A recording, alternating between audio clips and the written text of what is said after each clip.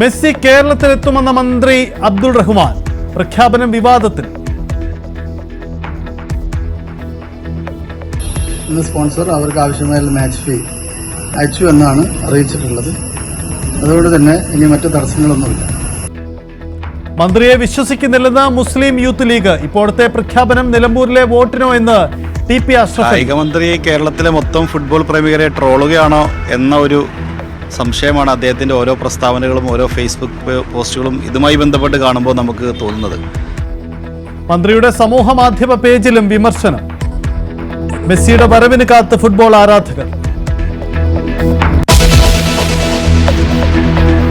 ഭീകരതയ്ക്കെതിരെ നടന്ന സൈനിക നടപടിയും ഏറെ പ്രശംസനീയമാണ്. അക്രമങ്ങൾക്കെതിരെ നമ്മുടെ രാജ്യം ഒറ്റക്കെട്ടാണെന്ന് വിളിച്ചു പറയാൻ ഈ സൈനിക നടപടികൾക്കായി എന്നുള്ളതാണ്.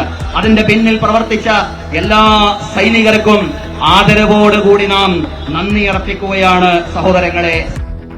ഓപ്പറേഷൻ സിന്ദൂറിനെ പ്രശംസിച്ച് പെരുന്നാൾ പ്രസംഗത്തിൽ പാളയം ഇമാം.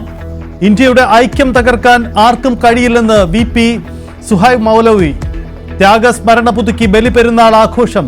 ഈദ്ഗാഹുകൾ സന്ദർശിച്ച് നിലമ്പൂരിലെ സ്ഥാനാർത്ഥികൾ. സമർപ്പണത്തിന്റെയും ഓർമ്മ പുതുക്കുന്ന ദിവസമാണ്. അതുകൊണ്ട് തന്നെ ബലിപെരുന്നാളിന് നമ്മുടെയൊക്കെ ഒരു ആത്മസമർപ്പണത്തിന്റെ ഒരു വലിയ പ്രാർത്ഥന എല്ലാവരും ചെയ്യുന്നു എന്നതാണ്. ലോകമെങ്ങുമുള്ള വിശ്വാസികൾ ത്യാഗത്തിന്റെയും സമർപ്പണത്തിന്റെയും അചഞ്ചലമായ വിശ്വാസത്തിന്റെയും എല്ലാം പ്രതീകമായി ആഘോഷിക്കുന്നതാണ്.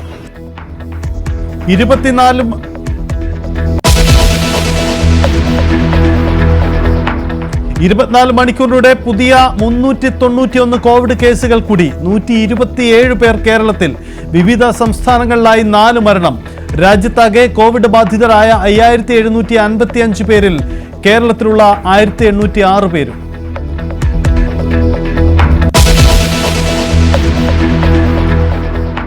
തലസ്ഥാനത്ത് TVS ഷോറൂമിൽ വൻ തീപിടുത്തം. നിരവധി സ്കൂട്ടറുകൾ കത്തി നശിച്ചു.